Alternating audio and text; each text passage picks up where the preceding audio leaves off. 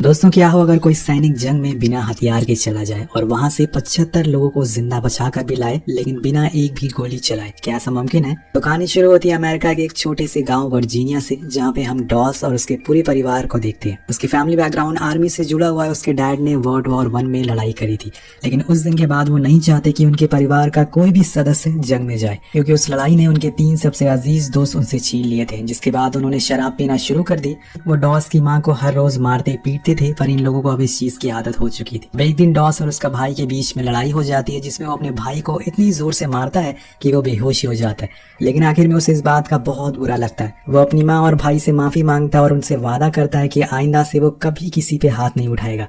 अब इसी तरह से 10 साल बीत जाते हैं। डॉस अब बड़ा हो चुका है, वो बहुत ही समझदार भी हो गया है।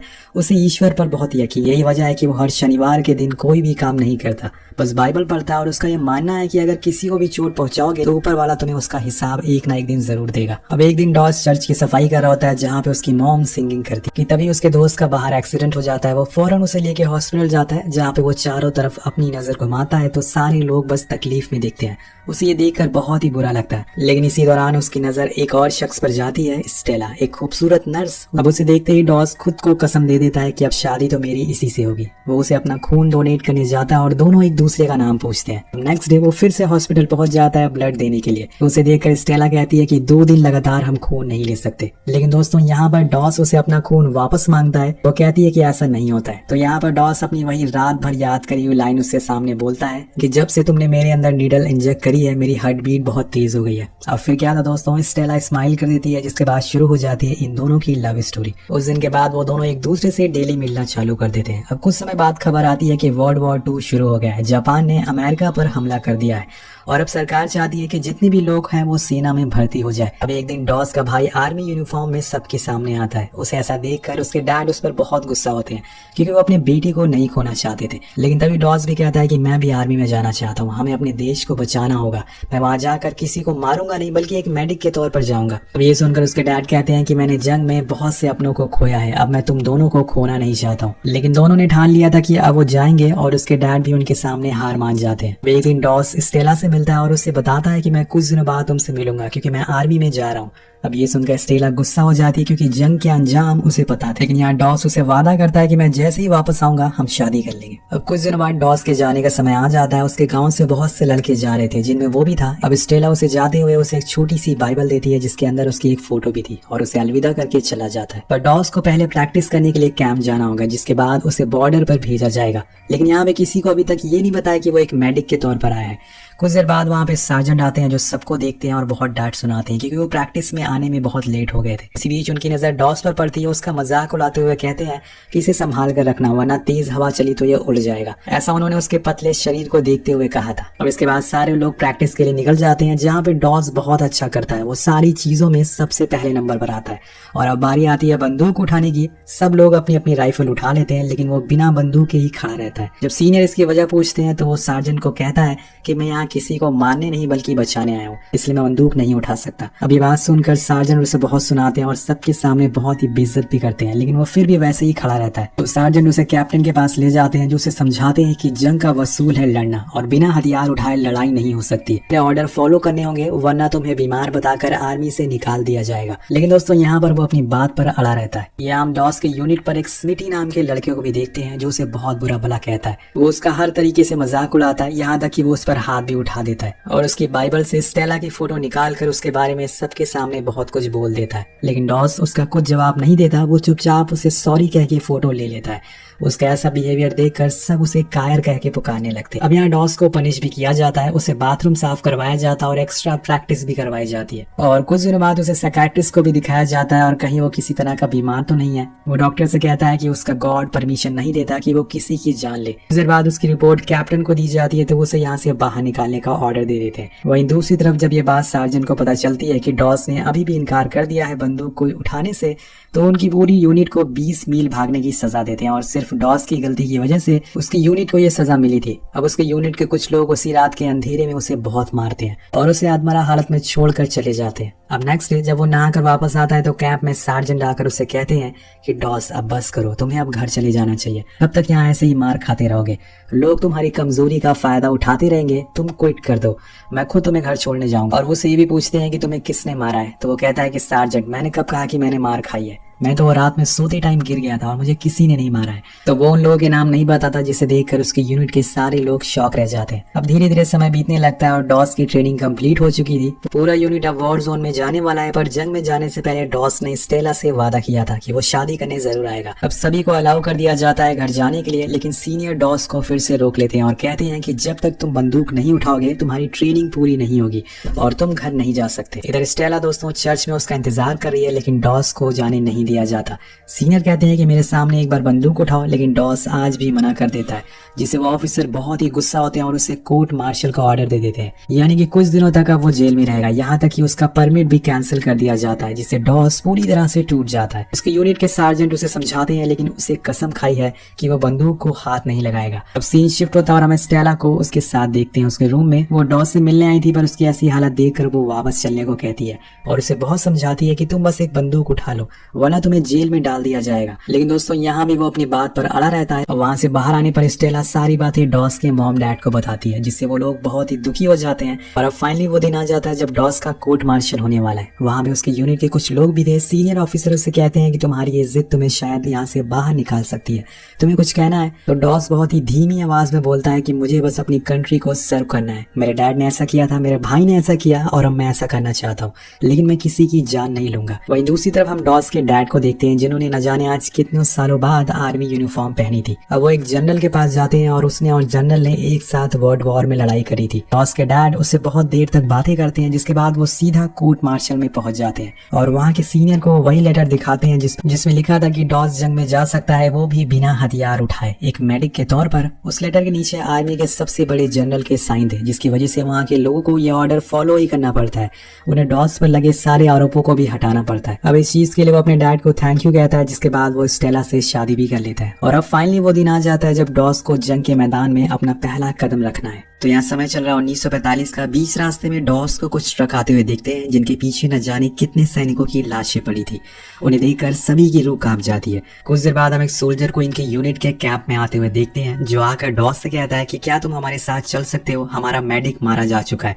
तो स्मीडी पूछता है कि पर तुम आए कहाँ से हो, तो वो बताता है कि हैकशॉ से, लेकिन हमने वहां जाने की 6 बार कोशिश करी, लेकिन हर बार ही हमें नीचे गिरा दिया जाता है और लास्ट बार हम टोटल 96 लोगों के साथ गए थे और उसमें बहुत सारे लोग मारे गए। वेल अब हम उसी जगह को देखते हैं जहाँ पे ये जंग लड़ी जा रही है। ये असल में समुद्र के किनारे पर एक चट्टान है, जिसके ऊपर जापानीज बंकर में छुपे हुए हैं। वो छुपकर इन पर वार करते जा रहे हैं, इसलिए उन्हें मार पाना बहुत मुश्किल हो रहा है। अब इन्हें ऊपर तक एक रस्सी की मदद से चलकर जाना है, लेकिन उससे पहले अमेरिकन शिप दूर से गोला बारूद मारते हैं और जापानीज फिर से बंकर में जाकर छुप जाते हैं। तो अमेरिकन प्लेन्स ने बॉम्ब इसलिए गिराया था ताकि इन लोगों को टाइम मिल सके ऊपर चढ़ने का। जैसे ही वो कुछ दूरी तय करते हैं, ऊपर से खून की बूंदें गिरना शुरू हो जाती है, पर कोई हिम्मत नहीं हारता। वो एक एक करके आगे बढ़ते हैं और इनके साथ डॉस भी था।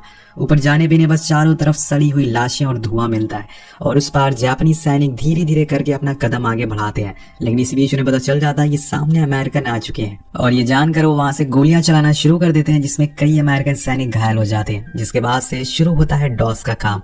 वो फौरन उन सैनिकों के पास जाने लगता है जो घायल लगते हैं। वो उन्हें मॉर्फिन देता है ताकि दर्द कम हो सके। इसी बीच उसकी जान जाने ही वाली होती है कि तभी स्मीडी आकर उसे दुश्मनों से बचा लेता है। ये वही सोल्जर था जिसने उसे कैंप में बहुत मारा था, पर आज सभी लोग एक साथ हैं।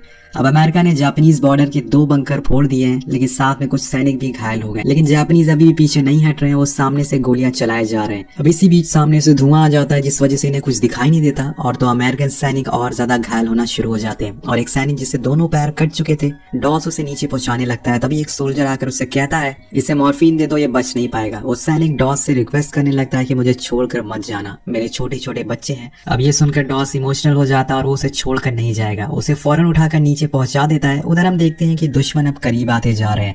तभी एक सैनिक उन पर फायर फ्लेम छोड़ देता है, जिससे वो सारे मारे जाते हैं। लेकिन अभी भी ये जंग खत्म नहीं हुई है। एक बंकर जिसमें से लगातार गोलियां चल रही थी, लेकिन तभी एक अमेरिकन सैनिक लॉन्चर से पूरा बंकर उड़ा देता है। इधर सैनिक इतने घायल हो चुके थे कि उन्हें देखकर ही बताया जा सकता था कि वो अब जिंदा नहीं बच पाएंगे। लेकिन डॉस हार नहीं मानता। उसे नहीं पता कि वो जिंदा बचेंगे या नहीं, पर उसे इतना जरूर पता है कि उन्हें नीचे पहुंचाना है। गोलियों के बीच में वो झुकते हुए एक एक करके घायलों को नीचे पहुंचा रहा था। वो भी ना तो गोली चलाए और ना ही गोली खाए। अब एक दूसरे को मारते मारते गोलियां चलाते चलाते सारा दिन ढल जाता है और दोनों तरफ के सैनिक आराम करने के लिए बंकर में चले जाते हैं, जिसमें उसकी मदद स्मिटी करता है। वो दोनों एक एक करके कई सारे लोगों को बचा लेते हैं और नीचे पहुंचा देते हैं। उस रात उन दोनों की आपस में दोस्ती हो जाती है और स्मिटी उसे माफी भी मांगता है जो उसने कैंप में उसके साथ किया था, और कहता है कि मैंने तुम्हारे जैसा इंसान आज तक नहीं देखा जो एक बंदूक ना छूने के चक्कर में इतनी गालियां सुने। डॉस उसके पीछे की वजह बताता है। वो कहता है कि कैसे उसके डैड हर रोज शराब पीकर आते थे और उसकी मॉम को बहुत मारते थे, लेकिन एक दिन जब चीजें ज्यादा बढ़ गई तो उसने उन पर बंदूक तान दिया। और वो पूछता है कि क्या तुमने गोली चलाई, तो डॉस कहता है कि नहीं, लेकिन हाँ मेरे दिल में मेरे लिए वो हमेशा के लिए मर गए थे। उस दिन के बाद मैंने गॉड से प्रॉमिस कर लिया कि अब कभी बंदूक को हाथ नहीं लगाऊंगा। और ये सब बता ही रहा होता है कि तभी वहां पर कुछ जापानीज आकर उन पर हमला कर देते हैं और उन्हें मार देते हैं। लेकिन तभी डॉस की आंख खुल जाती है और ये असल में एक भयानक सपना था, पर क्या ऐसा हकीकत में होगा वेल ये तो हमें आगे पता चलेगा। अब सूरज निकल आता है जिसके साथ साथ जापानीज सोल्जर भी अपने बंकर से बाहर आ चुके हैं, लेकिन इस बार उनकी तादाद 2 गुना है। वो कुछ ही देर में अमेरिकन पे भारी पड़ने लगते हैं और धीरे धीरे करके उनके करीब आते जा रहे थे, जिससे इनके पास अब नीचे जाने के अलावा कोई भी चारा नहीं बचता। वो फौरन स्ट्राइक करने को कहते हैं, जिसकी कुछ देर बाद प्लेन्स आकर बारूद फेंकने लगते हैं, लेकिन इसमें बहुत सारे अमेरिकन सोल्जर भी जख्मी होते हैं। जो बचे थे वो सारे रस्सी से नीचे जाने लगते हैं, लेकिन इसी बीच स्मिटी को गोली लग जाती है। दोस्तों अब आता है इस पूरी कहानी का सबसे इमोशनल सीन। डॉस स्मिटी को मॉर्फिन देता है पर उसकी आंखें बंद होती जा रही थी। अब डॉस अपने पतले से शरीर के बहादुर कंधों पे स्मिटी का वजन उठाता है और उन गोलियों के बीच से भागता हुआ निकल आता है, लेकिन तभी वो देखता है कि स्मिटी अब नहीं रहा, वो जा चुका है। उसकी खुली हुई आंखों को देखकर डॉस पूरी तरह से टूट जाता है और सभी सैनिक नीचे जा रहे थे, लेकिन वो वहीं बैठा रहता है स्मिटी के पास ही। और तभी धुएं के उस पार से एक आवाज आती है कि मेडिक मेरी मदद करो। अब डॉस ने ठान लिया था कि जब तक वो जिंदा है हर एक सैनिक को बचा कर रहेगा, चाहे कुछ भी हो जाए। और इसी जोश के साथ वो फिर से अपना हेलमेट पहनता और निकल जाता है उसकी मदद करने। वहां पहुंचने पे उसे कई घायल मिलते हैं। वो उन्हें लेकर रिच के करीब आता है। अब सब लोग जा चुके थे, वो किसकी मदद से उसे नीचे ले जाए। तभी उसे एक रस्सी दिखती है जिससे वो सैनिक के शरीर से बांध देता है और नीचे लटका देता है। अब नीचे सैनिक उस रस्सी को देख लेते हैं और फौरन उसको बचा लेते हैं। ऐसे कर करके वो कई सैनिकों को नीचे लाने में सफल हो जाता है, लेकिन तभी दोस्तों उसे जापानीज देख लेते हैं और अब उसका बच पाना नामुमकिन था। वो उनसे छुप कर एक बंकर में चला जाता है। ये असल में जापानीज का ही बंकर होता है। और तभी उसे एक जापानीज सैनिक भी घायल अवस्था में मिल जाता है, तो यहाँ पर वो उसे मारता नहीं बल्कि उसे पानी और मॉर्फिन देता है। ऐसे ही करते करते रात हो जाती है, लेकिन वो अभी भी लोगों को नीचे भेजता जा रहा था। उसने न जाने अपने यूनिट की कितने सारे लोगों की जान बचाई थी, लेकिन अब वो थक चुका है, क्योंकि असलियत में वो भी तो एक इंसान ही है। उसके शरीर में पानी की कमी हो गई है, साथ साथ में शरीर के कई हिस्सों में चोटें भी लग गई है। लेकिन वो गॉड से प्रे करता है कि मुझे बस इतनी ताकत देना कि मैं एक और घायल को बचा सकूं। और वो पूरी रात लगा रहता है ऐसे ही प्रे करते करते, और देखते ही देखते सुबह हो जाती है। लेकिन वो रुकता नहीं और उसे वहाँ पे सार्जेंट और एक और सोल्जर भी मिल जाते हैं जो कि घायल थे। डॉस पहले तो उस सैनिक को कंधों पर उठाकर इससे नीचे लटका देता है। इसके बाद वो फिर सार्जेंट के पास जाता है। वही नीचे कैंप में सब लोग हैरान थे कि आखिर इतने सैनिक आ कहां से रहे। उन्हें यही लग रहा था कि सारे लोग मर चुके हैं, लेकिन जब ये बात एक सैनिक कैप्टन को बताता है कि वो डॉस है जिसने पूरी रात बस घायलों को नीचे पहुंचाया है, तो उनके तो होश ही उड़ जाते हैं। जिससे वो कायर समझ रहे थे, वो अकेला खड़ा था लड़ने के लिए। सीन शिफ्ट होता ऊपर। अब जहां बचाने की बारी थी सार्जेंट की, लेकिन डॉस इस बार बंदूक को हाथ लगा लेता है। गोली चलाने के लिए नहीं बल्कि एक जान बचाने के लिए। वो सार्जेंट को एक कपड़े पर बैठा देता है और उन्हें घसीटता हुआ रिच के पास लेके आता है।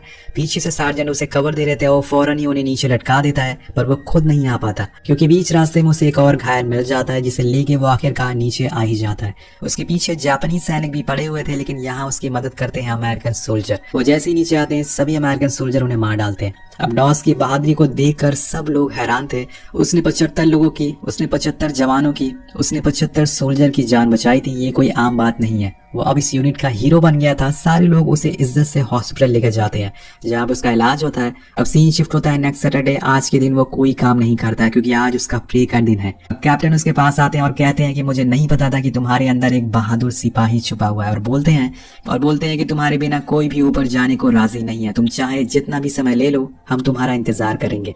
अगले सीन में हमें दिखाया जाता है कि डॉस प्रे कर रहा है और उसके यूनिट वाले उसके पीछे खड़े उसका इंतजार कर रहे हैं। कुछ ही देर बाद वो लोग ऊपर जाते हैं, लेकिन कुछ ही दूरी से सामने से एक बॉम्ब आता है जिसे डॉस देख लेता है। अब वो अपने सैनिकों की बचाने के चक्कर में बहुत ही बुरी तरह से घायल हो जाता है। उसे फौरन नीचे ले जाया जाता है, पर आखिरी सांस में डॉस कहता है कि मेरी बाइबल कहाँ है।